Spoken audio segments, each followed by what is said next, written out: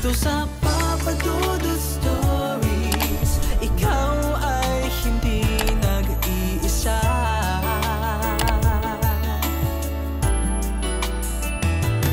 Dito sa Papa Dudut Stories, may nagmamahal sa'yo. Isa na nga siguro sa mga masarap na pakiramdam ng pagiging anak ay ang nagagawa mo ng makatulong sa iyong mga magulang. Yung naibibigay mo na ang pangangailangan nila nang hindi na nila kailangan pa na magpakapagod sa pagtatrabaho. At isa rin sa masarap sa pagiging magulang ay kapag nakikita mo na ang iyong anak na nagagawa ng tumayo sa sarili niyang mga paa at nagtatagumpay sa buhay. Ngunit hanggang saan nga ba ang kailangang itulong ng isang anak sa kanyang mga magulang? Tunay nga bang hindi mababayaran ang sakripisyo ng ating mga magulang upang tayo ay magkaroon lamang ng komportableng buhay? Dear Papa Dudut, magandang araw sa iyo Papa Dudut. Na-inspire akong sumulat sa inyo dahil sa meron akong nabasang isang viral post sa social media na agad akong nakarelate. Alam ko rin na marami sa mga listeners mo ang makakarelate sa aking kwento. Itago mo na lamang ako sa pangalang Nika. Ako ay nagtatrabaho ngayon bilang isang factory worker sa South Korea. Ngunit bago ko makuha ang trabaho ko ngayon, ay dumaan muna ako sa napakaraming pagsubok. Mula ako sa mahirap na pamilya. Naranasan ko noon ang mag-ulam ng tuyo at mantika. Pati nga asin at chichiryan at tigpipiso ay nagawa rin naming iulam noon sa sobrang hirap ng buhay.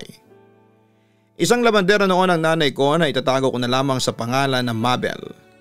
Habang ang tatay ko ay isang karpentero na nagkakaroon lang ng kita kapag merong nagpapagawa sa kanya ng bahay o kung anuman na may koneksyon sa ginagawa ng isang karpentero. 6 kaming magkakapatid at pangatlo ako, Papa Dudut. Aminado ako na walang tiwala sa akin ang nanay at tatay ko kasi hindi ako gaanong katalino. Hindi kagaya ng panganay namin na isang babae na palagi may honor noong siya ay nag-aaral pa. Kaya naman nang sabihin ni ate na gusto niyang maging nurse ay iginapang siya ng mga magulang namin para makapag-aral sa isang kolehiyo. Palaging ipinagmamalaki ng nanay ko sa mga kakilala niya na nag-aaral si ate sa kolehiyo at si ate raw ang mag-aahon sa kanya sa kahirapan. Ngunit nang nasa 2nd taon na si ate, sa kinukuha niyang kurso ay gumuho ang mundo namin nang bigla siyang nabuntis. Grabe ang iyak ng nanay ko noon, Papa Dudut. Alam ko na si ate talaga ang inaasahan niya na mag-aahon sa amin sa kahirapan. Ang alam din kasi namin noon ay walang boyfriend si ate. Ako pa nga ang inaasahan nila na mabubuntis ng maaga kasi mabarkada raw ako. Kaya napilitan si ate na huminto sa pag-aaral at sumama sa lalaking nakabuntis sa kanya. Nakita ko kung gaano nawala ng tiwala si nanay sa aming magkakapatid. Kaya wag na raw kaming mag-college at baka biguin din namin sila.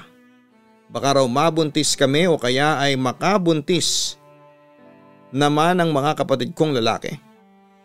Ang pangalawa kong kapatid na lalaki ay mahina ang loob at sobrang mahiyain kaya nang nasa tamang edad na siya ay natatakot siyang mag-apply ng trabaho. Kaya madalas ay nasa bahay lamang siya. Ang maganda lang sa kanya ay masipag naman siya sa mga gawaing bahay, Papa Dudut. Ako bilang parang tumatayo ng panganay ng panahon na yon ay nagkaroon ako ng pangarap na maiyahon sa kahirapan ng aking pamilya. Kaya binawasan ko ang pakikipagbarkada. Nang makatapos ako ng high school ay naglakas loob ako na kausapin sina nanay at tatay upang sabihin sa kanila na gusto kong mag-aral sa kolehiyo. Pero ang sabi nila sa akin ay huwag na kasi malamang ay magpapabuntis din ako. Kahit anong pangako ko na hindi ako magagaya sa ate ko ay ayaw pa rin nila, Papa Dudut. Dahil sa gusto ko talagang makapag-college ay pikit mata akong nag-working student. Nagtrabaho ako sa isang kilalang fast food restaurant habang nag-aaral. Palagi akong sinasabihan noon ng nanay ko na tigilan ko na ang kahibangan ko na makapagtapos ng kolehiyo. Kasi hindi ko kakayanin. Sinabi niya rin na sayang lang daw ang paghihirap ko kasi mabubuntis din ako ng maaga. Kaya ang payo niya ay tumigil na ako sa pag-aaral at mag-focus na lamang sa pagtatrabaho upang mas makatulong ako sa kanila pagdating sa pinansyal.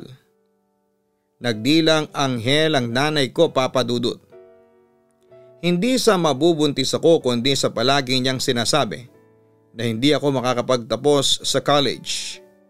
Napilitan po akong huminto sa pag-aaral at nag-focus na lamang sa pagtatrabaho dahil hindi ko na siya kinayang pagsabayin. Lalo na nang kinapos na ako sa perang kailangan ko sa pag-aaral. Nang hindi na ako nag-aaral ay nakapagbigay na ako ng pera kahit papaano sa nanay ko para pandagdag sa gastusin sa bahay. Hindi ba tama ang sinabi ko sa iyo, Nika? Kabaliwan lang ang kagustuhan mong makapagtapos sa college. Mas mabuti na magtrabaho ka na lamang at huwag ka munang mag-aasawa. Tulungan mo muna kami ng tatay mo sa pagpapaaral sa mga kapatid mo, ang sabi ni nanay sa akin. Pero kapag nakaluwag-luwag po tayo ay babalik ako sa pag-aaral. Sayang naman po kasi ang naumpisahan ko, wika ko. Hindi ka pa rin ba talaga sumusuko ano? Basta tumulong ka muna sa amin. Mabawi man lang namin ang ginastos namin sa iyo simula nung baby ka pa, sambit ni nanay. Tumanim sa isipan ko noon na kailangan kong bumawi sa mga magulang ko dahil silang gumastos sa akin noong nag-aaral ako mula elementarya hanggang sa high school. Sila rin ang nagpapakain sa akin at bumibili ng kailangan ko noong wala pa akong trabaho. Kaya naman malaking parte ng maliit kong sweldo ang ibinibigay ko sa kanila. Walang problema yon sa akin, Papa Dudut, basta may matira lang sa akin na pamasahe sa pagpasok sa trabaho at sa pag-uwi. Isinantabi ko muna ang mga bagay na gusto kong bilhin at palagi kong sinasabi sa sarili ko na makakahanap din ako ng trabaho na may mataas na sahod at kapag nangyari yon ay saka ko naman pagbibigyan ang aking sarili. Saka ayoko rin na masabihan na walang utang na loob na anak. Kaya ako ginagawa ang pagtulong na yon sa aking pamilya. Isang araw birthday ko noon pero mas pinili ko pa rin na pumasok sa trabaho.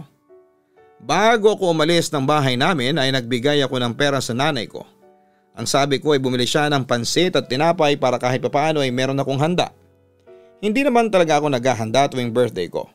Pero dahil sa may pera akong naitabi kahit papaano ay naisipan ko na maghanda ng kaunti lang, Papa Dudut, para ma-experience ko rin.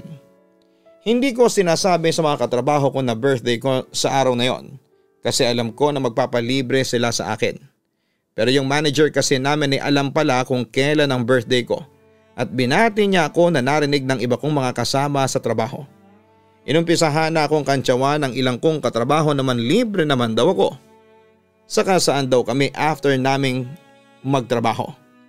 Pwede bang wag ko na kayong ilibre sa labas kasi wala akong budget para sa ganun. Sa bahay na lang tayo kung okay lang sa inyo. Kaya lang ay pansit at tinapay lang ang may papakain ko sa inyo, ang nahihiya kong sabi sa mga katrabaho ko. Okay lang yun basta libre, go kami dyan. Si manager na ang bahala sa soft drinks. Tura ng isa kong katrabaho. Walang problema sa akin, soft drinks lang pala eh. Nakatawang sabi ng babae naming manager. Umasa ako na nakapagluto si nanay ng pansit sa bahay kaya malakas ang loob ko. Nayain ang ilang kong mga katrabaho sa aming bahay para kumain ng handa ko sa aking birthday. 3 kagaya ko na service crew ang kasama ko tapos yung manager namin. May sasakyan ng aming manager kaya yun ang ginamit namin para makapunta sa bahay.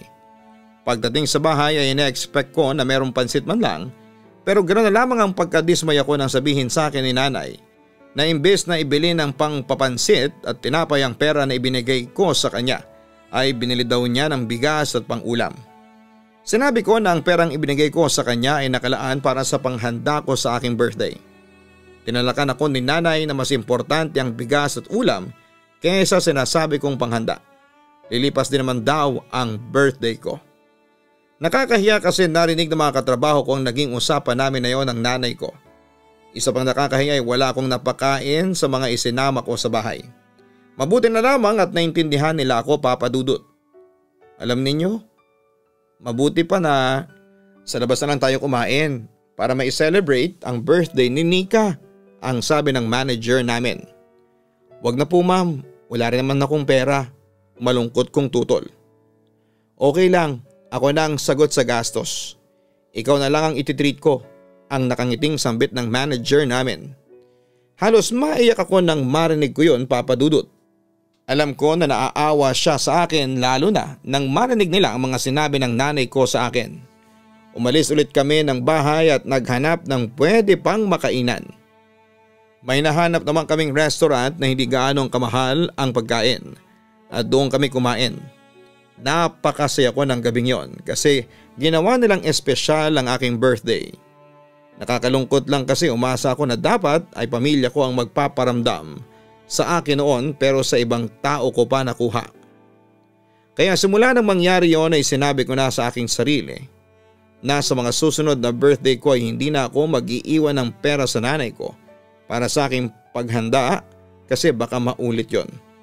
Masakit lang sa part ko na kung kailan ko gustong maranasan na magkaroon ng handa sa aking kaarawan sa aming bahay ay hindi pa yon nangyari. Hindi pa ako nakontento sa kinikita ko sa aking trabaho kasi hindi yon sapat upang suportahan ang pangangailangan ng aking pamilya. Lalo na tumigil na si nanay sa pagtanggap ng labada kasi sumasakit na raw ang kamay niya. Baka raw iyon pa ang ikamatay niya. Ang ginawa ko ay naging seller ako sa isang kilalang kumpanya, Papa Dudut. Ang mga ibinebenta ko ay mga damit, underwear, pabango at kung ano-ano pa. Meron lamang akong ipinapakitang brochure ng mga itinitinda ko sa mga gustong bumili. Kapag nakapili sila ay saka ko o-orderin ng product at pwede nila yung bayaran sa akin ng hanggang 2 gives. Hindi magganong kalaki ang kinikita ko sa aking sideline ay okay lang sa akin yon. Kahit papaano ay pandagdag na yon sa perang ibinibigay ko sa aking pamilya para makakain sila ng 3 beses sa isang araw at may bigay ko pa ang iba pa nilang mga kailangan. Kahit nahihirapan na ako ng time na yon ay hindi ko yon sinabi sa aking pamilya. Wala silang reklamo o daing na naririnig mula sa akin, Papa Dudut. Naging kasiyahan ko na rin kasi ang makapagbigay sa kanila. Pero dahil sa sobrang kasipagan ko at palagi kong sinasalo ang shift na may kulang na crew ay madalas akong nagkakasakit.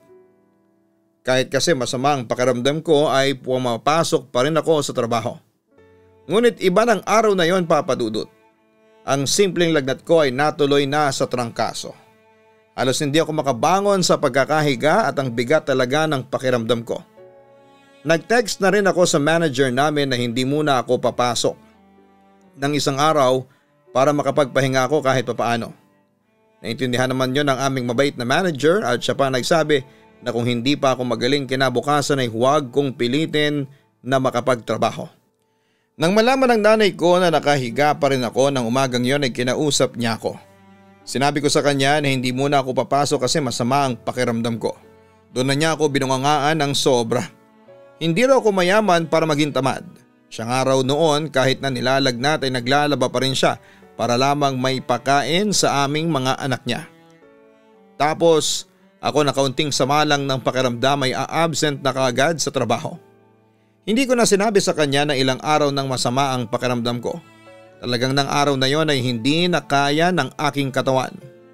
Sa mga sinabi ng nanay ko ay doon ko na-realize na wala siyang pag-aalala sa akin, Papa Dudut.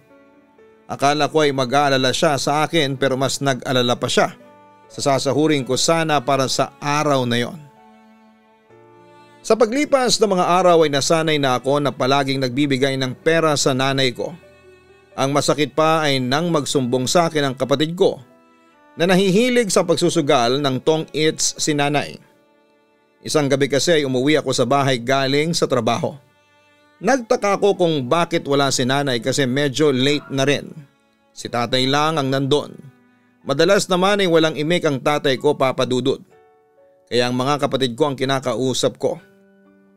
Nagsumbong ang kapatid ko na nasa sugalan si nanay simula kaninang umaga pa. At hindi pa sila kumakain ng hapunan sa oras na yon. Kaya ang ginawa ko ay bumili ako ng ulam sa bukas na karinderya habang pinagsaing ko ang kapatid ko. Pinakain ko muna sila at pagkatapos ay nagpasama ako sa isa kong kapatid para sunduin na si nanay sa sugalan na kinakaroonan nito. Ayaw pa nga akong samahan ng kapatid ko kasi baka raw magalit si nanay. Sinuhulan ko pa talaga siya ng 5 pesos para lamang samahan ako. Pagdating namin sa bahay kung saan ay nagtutong-it si nanay, ay nagalit pa siya nang sabihin ko na umuwi na siya. Meron din silang alak habang nagsusugal kaya alam ko na lasing na si nanay. Umalis na nga kayo, Nika. Mas lalo kong mamalasin ang dahil sa inyo, ang pagtataboy ni nanay sa akin. Nay, baka kasi maubos ang pera ninyo dyan. Wala namang may tutulong ang sugal sa inyo, ang nakikiusap kong sabi. Bakit ka ba nakikialam sa akin? Umuwi na kayo. Mga malas kayo sa buhay ko, ang sabi pa ni nanay. Gusto ko sanang sabihin kay nanay na galing sa dugo at pawis ko ang perang ginagamit niya sa sugal, pero hindi ko na yun sinabi pa sa kanya. Ayaw ko rin na mapahiya siya sa mga kasugal niya. Isa pa'y lalabas na nanunumbat ako, kaya wala akong nagawa kundi ang umuwi at hayaan ang nanay ko na magsugal at mag-inom. Pagka-uwi ko sa bahay ay si tatay naman ang kinausap ko. Kumpara kay nanay ay mas mabait naman siya. Tatay, baka pwede nyo naman kausapin si nanay. Natigilan na ang pagsusugal. Hindi ko po pinupulot kung saan ang pera na ginagamit niya sa pagsusugal, ang sabi ko kay tatay. Kinausap ko ng nanay mo tungkol dyan. Kasi pati sahod ko ay sa sugal niya dinadala. Siya pa ang galit sa akin. Naimpluwensyahan kasi siya ng mga kumare niya. Tugon pa ni tatay. Asawa ka niya, tay. Kausapin mo ulit at baka makinig sa'yo. Pagpipilit ko. Nika, kilala mo ang nanay mo. Wala siyang pinakikinggan. Kung anong gusto niya ay gagawin niya. Hayaan mo na lang siguro siya, ang sabi pa ni tatay. Nanlambot ako ng sobra sa mga naging sagot ni tatay sa akin, Papa Dudut. Hindi ako makapaniwala na kahit siya ay walang magagawa para pahintuin si nanay sa pagsusugal nito. Simula noon ay naging madalas na ang paghingi ng nanay ko ng pera sa akin. Kahit nga wala pang araw ng sweldo ay humihingi na siya sa akin. Ang masakla pa ay nalaman ng nanay ko ang pinagtataguan ko ng pera sa bahay, kaya pag uwi ko ng bahay para maglagay ng pera sa aking taguan ay wala na yung laman. Sa kapatid ko nalaman na si nanay ang kumuha ng perang iniipon ko sana na pambili ng bagong cellphone dahil sira na ang cellphone na ginagamit ko ng panahon na yon. Kahit na inaantok na ako ay talagang hinintay kong makauwi si nanay. Madaling araw na siya umuwi mula sa sugalan at nakainom pa. Gusto ko kasing kausapin siya tungkol sa pagkuha niya ng perang inipon ko. Nay, bakit niyo po kinuha ang inipon kong pera? Nasaan na po ang pera ko? Mahinahon kong tanong sa kanya. Wala na. Talo ko ngayon. Pero sa susunod na araw ay babawiin ko sila. Para may balik ko yung pera mo. Kung makasikil ka naman sa akin, Ika. Kung singiling ko kaya sa'yo yung mga nagastos ko sa'yo mula nung pinanganak kita. Baka patay ka na lang hindi ka pa nakakabayad. Singhal pa ni nanay. Alam ko naman po yun, pero sana ay nagsabi muna kayo sa akin bago ninyo kinuha. Ang sabi ko habang pinipigilan ang pag-iyak. Wala kang utang na loob. Saka kailan ka pa natutong magtago ng pera sa akin, ha? Tanong niya. Hindi po ako nagtatago ng pera sa inyo. Nagbibigay pa nga po ako sa inyo, hindi ba? May pinaglalaanan po ako ng perang yun. Sagot ko. Nang malaman ni nanay na ipambibili ko ng cellphone ang iniipon kong pera ay napagalitan pa niya ako. Mas sinuuna ko pa raw ang luho kesa sa pangangailangan ng pamilya ko. Ipinaliwanag ko sa kanya na hindi luho ang cellphone sa akin dahil kailangan ko yon sa aking trabaho. Pero hindi niya tinanggap ang paliwanag ko, Papa Dudut. Minsan ay naiisip ko na maglayas na lamang sa bahay at mabuhay nang hindi na iniintindi si nanay. Ngunit kapag naiisip ko ang mga kapatid ko ay umaatras ako sa ideya na yon. Papa Dudut, naaawa kasi ako sa mga kapatid ko na maging sila ay madadamay sa gagawin ko. Nagawa ko ng makabili ng maayos na cellphone pero second hand lang at hulugan pa. Sa panahon na yon ay meron akong nakilalang taga-ibang lugar. Si Andrew, naging kami kahit na hindi pa kami nagkikita. Sa kanya ko palaging sinasabi ang mga problema ko. Siyang palaging nakikinig sa mga hinaing ko sa buhay lalo na sa problema ko sa aking nanay. Hinihimok din ako ni Andrew na magtrabaho na lamang sa ibang lugar dahil sa mas malaki raw ang sahod kesa sa probinsya namin.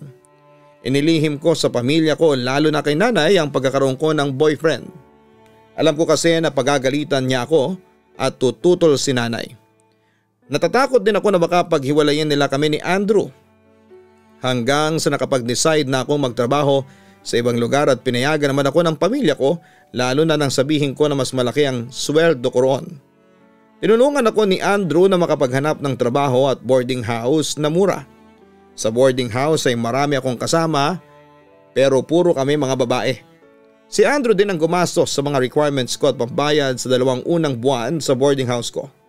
Pero lahat naman ng yon ay utang at ang sabi ni Andrew ay saka ko na lamang bayaran kapag meron akong sobrang pera.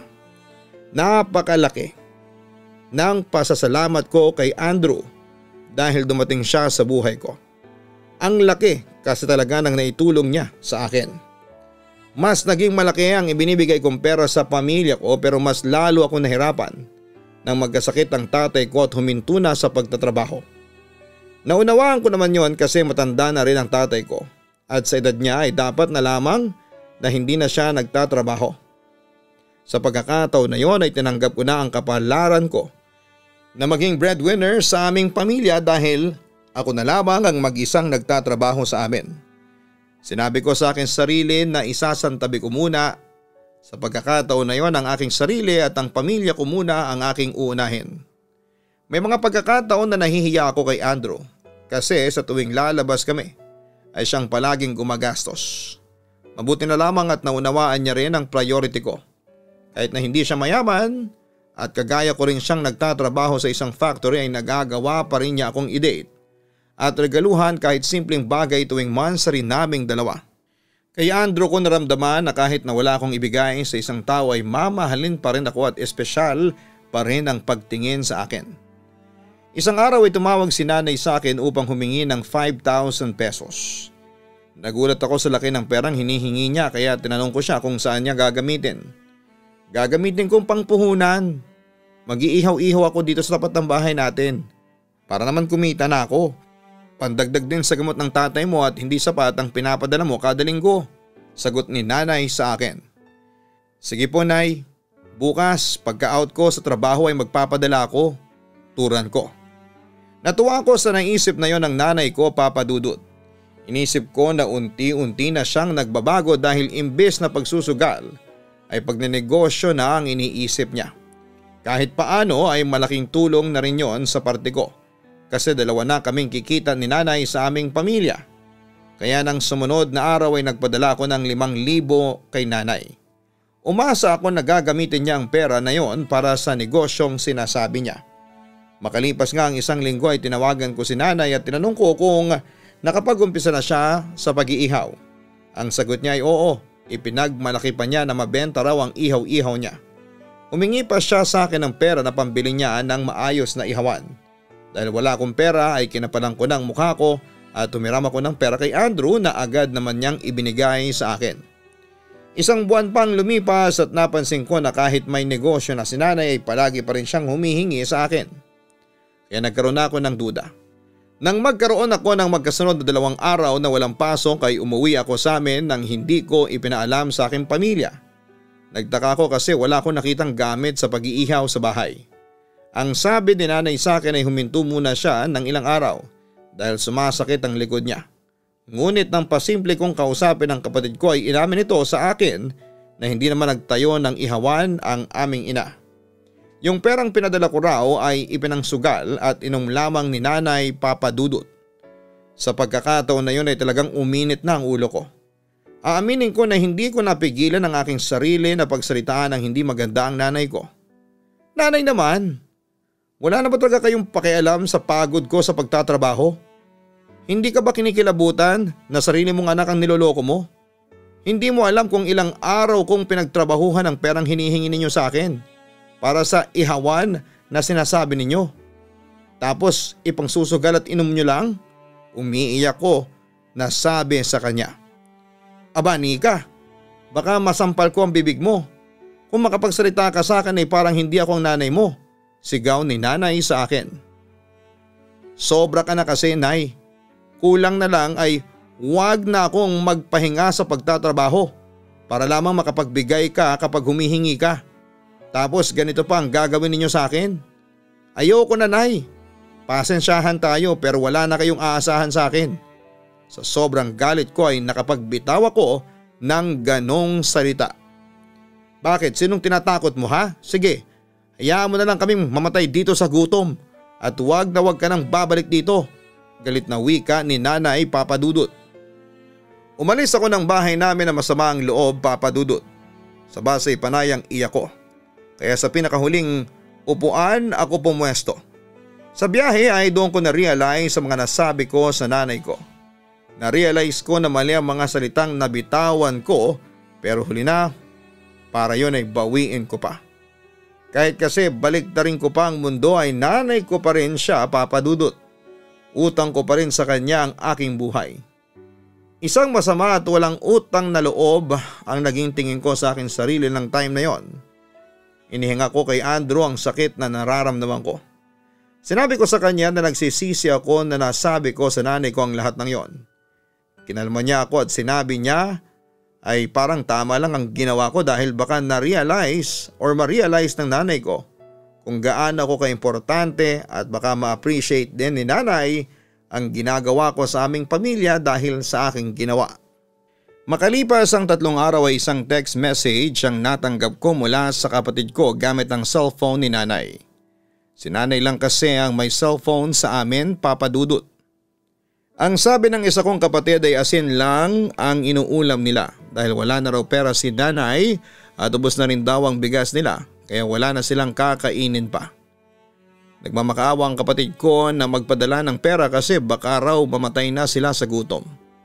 Hindi ko kayang tiisin ang mga kapatid ko at hindi ko kayang maatim na kumakain ako ng maayos tapos sila ay hindi. Nagreply ako sa kapatid ko at ang sabi ko sa kanya ay magpapadala ako ng pera. Pero siya na ang kumuha at siya na rin ang bumili ng bigas at pang-ulam. Ang sabi ko pa ay huwag niyang ibigay kay nanay ang pera at baka ipangsugal lamang nito. Ganoon na lamang ang ginawa ko, Papa Dudut, sa kapatid ko na lamang ako nagpapadala kapag humihingi siya ng pera. Minsan ay tumatawag din siya sa akin para magpasalamat o kaya ay manghingi ng pera kaya kampante ako na hindi talaga kay nanay napupunta ang mga pinapadala ko. Ngunit dumating sa point na napansin ko na parang nagiging madalas na ang paghingi ng kapatid ko ng pera sa akin. Kahit kakapadala ko pa lamang ay humihingi siya ulit. Kapag sinasabi ko na wala akong may papadala ay kinukonsensya pa niya ako. Sinabi niya na mabuti pa raw ako at masarap ang kinakain habang sila ay asin o kaya ay toyo lamang ang ulam. Nagkaroon na ako ng hinala na hindi ang kapatid ko ang nagte-text sa akin kundi ang nanay ko. Kaya nang minsan siyang nanghingi sa akin ay tinawagan ko siya at hindi niya yon sinagot. Sinabi ko sa text na alam ko na si nanay ang nagte-text sa akin at hindi na kailangang magpanggap ni nanay bilang kapatid ko para manghingi sa akin ng pera. Biglang tumawag si nanay sa akin at nagtaka ako kasi ibang iba siya nang makausap ko. Anak, Nika, sorry na. Naiintindihan na kita at tinatanggap ko ang mga nasabi sa akin. Hindi na ako nagsusugal, anak. Naisip ko na wala namang may tutulong ang sugal at alak sa akin. Akala mo ay isang anghel sa sobrang bait na sabi ni nanay. Pasensya ka na rin po, Nay, sa mga nasabi ko noong huli. Nadala lang talaga ako kaya ko yun nasabi. Paghingi ko pa ng sorry sa kanya. Simula noon ay kay nanay na ulit ako nagpapadala. Sinesend pa niya sa messenger ko ang mga binibili niya para raw hindi na ako magduda kung saan niya ginagastos ang mga pinapadala ko. Tinatanong ko rin ang mga kapatid ko kung nagsusugal pa ba si nanay at ang sabi nila ay hindi na. Nagpasalamat ako sa Diyos. Kasi ang akala ko ay hindi natitigil pa si nanay sa bisyo nito. Na-realize ko rin na nagkaroon ng magandang resulta ang pagtitiis ko sa kanila ng ilang araw. Tama nga si Andrew sa sinabi niya na marirealize ng nanay ko kung gaano ako kaimportante kapag nawala ako. Makalipas ang 1 taon, hindi inaasahang pangyayari ang naganap. Nabuntis ako ni Andrew. Wala yun sa plano ko pero dahil sa nangyari ay pinanindigan ko na lamang. Ang laking tuwa ko nang pinanagutan ni Andrew ang aking pagbubuntis. Nang umuwi ako sa amin para sabihin sa pamilya ko ang nangyari ay naggalit ang nanay ko sa akin. Bakit ka naman nagpabuntis kaagad, Nika? Akala ko ba itutulungan mo kami? Paano mo pa magagawa yun? Ngayong magkakaroon ka na ng sariling pamilya. Itong bahay, hindi mo man lang napaayos. Alam mo na ikaw lang ang inaasahan namin ngayon. Galit na sabi pa ng nanay ko. Hindi ko po kayo pababayaan kahit pa magkaroon na ako ng pamilya. Nay, hindi ko kayo pwedeng pabayaan. Turan ko. Nagpakasal kami ni Andrew at simple lang pero ayos lang yon sa akin, Papa Dudut. Ang importante ay may kasal kaming dalawa. Habang hindi pa malaki ang tiyan ko ay nagpatuloy ako sa pagtatrabaho. Nang hindi ko na kaya ang magtrabaho ay nag-leave na ako at sa bahay ng mga magulang ni Andrew muna ako tumira. Wala akong naging problema sa pamilya ng asawa ko dahil lahat sila ay mabait sa akin. Halos ayaw na nga nila akong patulungin sa mga gawaing bahay dahil sa buntis ako. Dahil sa huminto muna ako sa pagtatrabaho ay nag-alala ako sa pamilya ko kasi wala na akong may papadala sa kanila. Mabuti na lamang at naunawaan ni Andrew ang sitwasyon ko at bumabawa siya ng pera sa sahod niya at ibinibigay niya yon sa akin. Para kahit papaano ay meron akong maipadala sa aking pamilya. Napakaliit naman ang pinapadala mo, Nika. Kulang na kulang sa pagkain pa lang namin dito.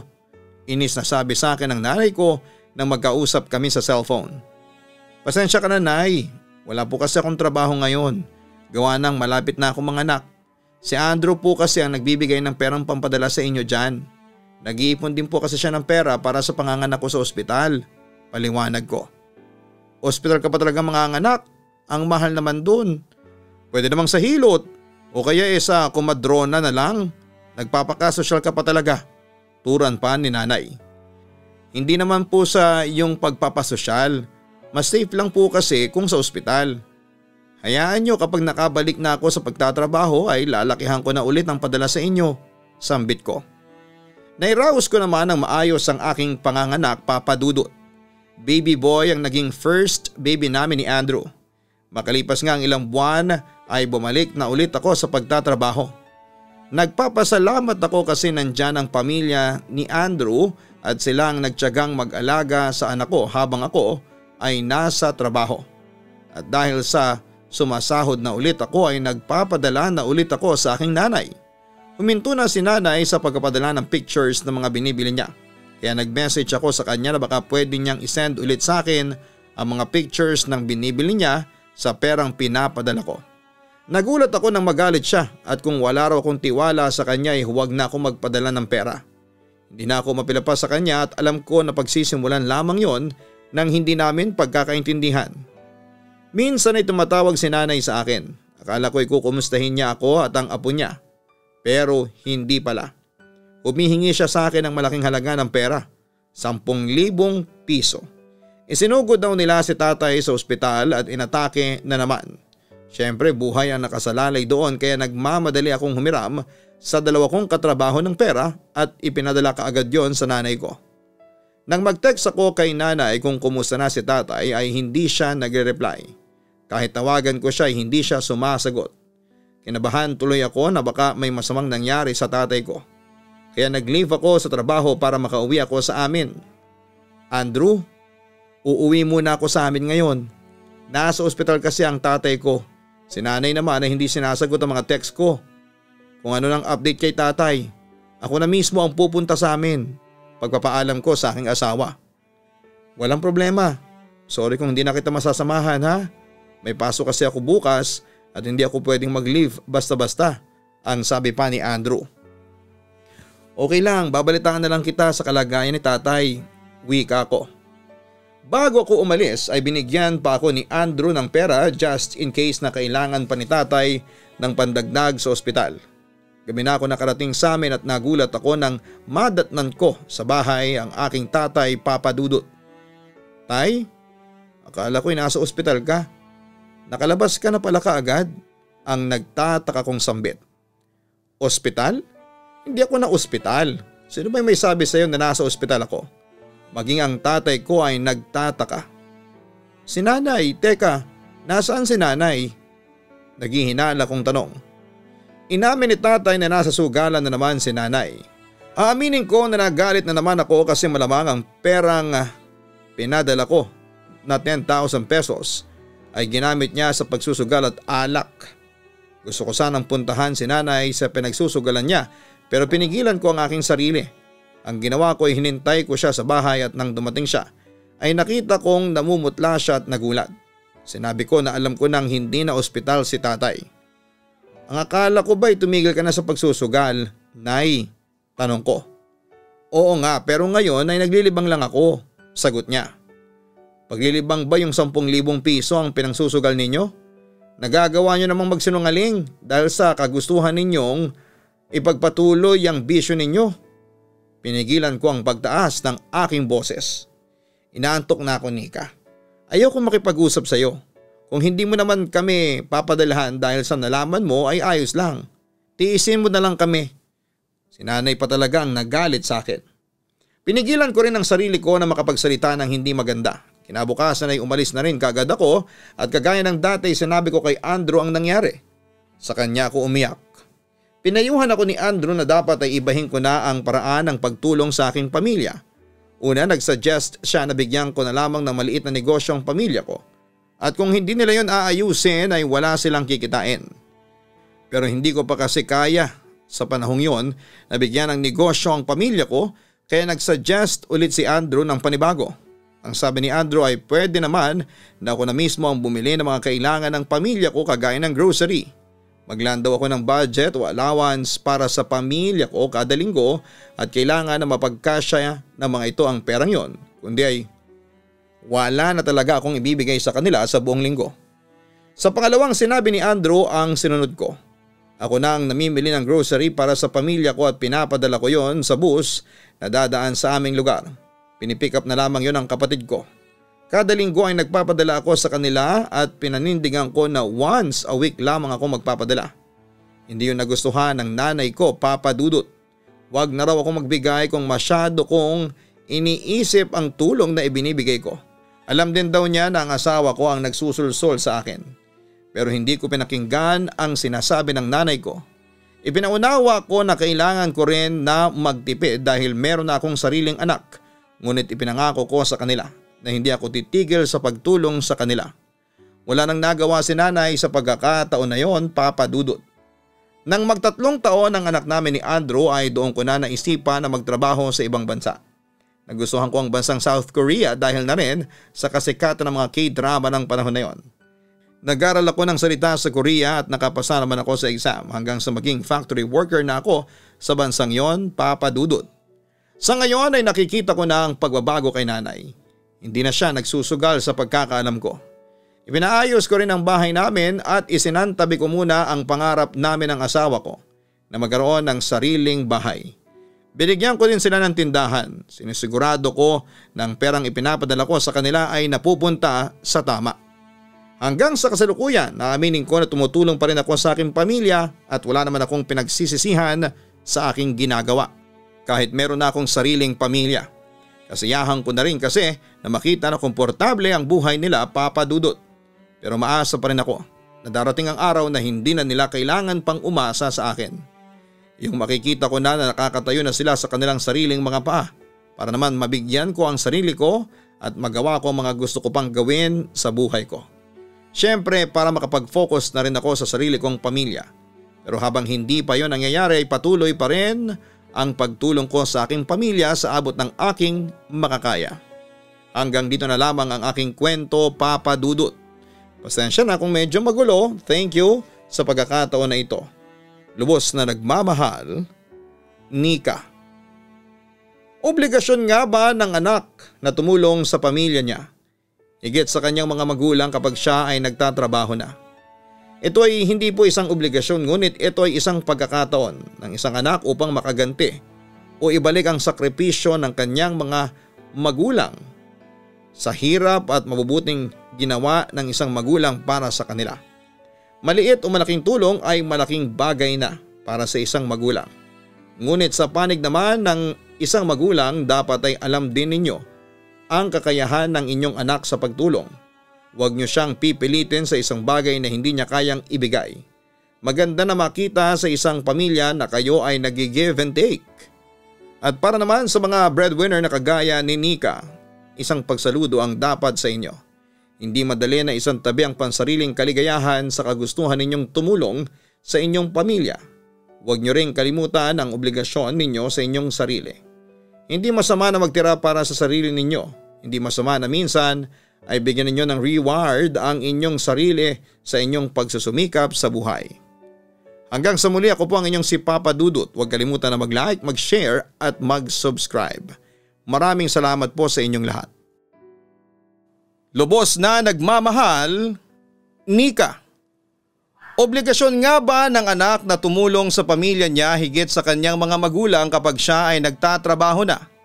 Ito po ay hindi isang obligasyon, ngunit ito ay isang pagkakataon ng isang anak upang makaganti o ibalik ang sakripisyo, hirap at mabubuting ginawa ng isang magulang para sa kanila.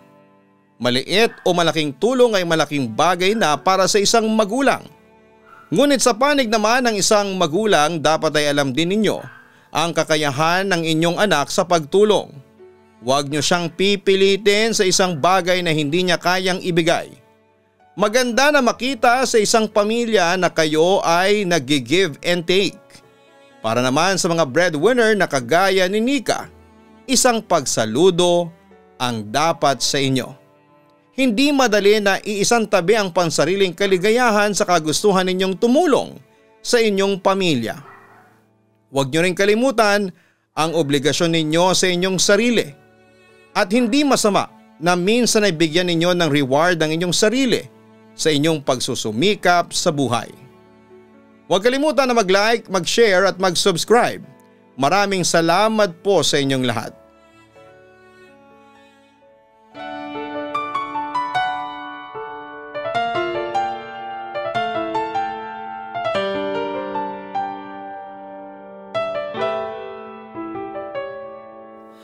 Ang buhay ay mahiwaga, laging may lungkot at saya. Sa Papa Dudut Stories, laging may karamay ka.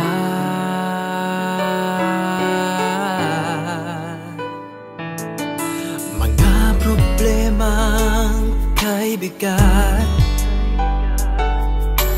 dito ay pakikinggan ka. Sa Papa Dudut Stories, kami ay iyong kasama. Dito sa Papa Dudut Stories, ikaw ay hindi nag-iisa.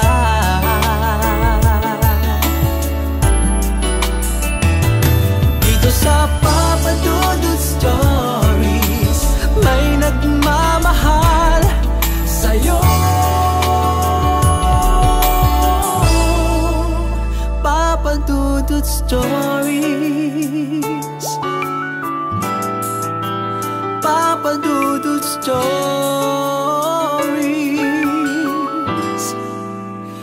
Papa Dudut Stories.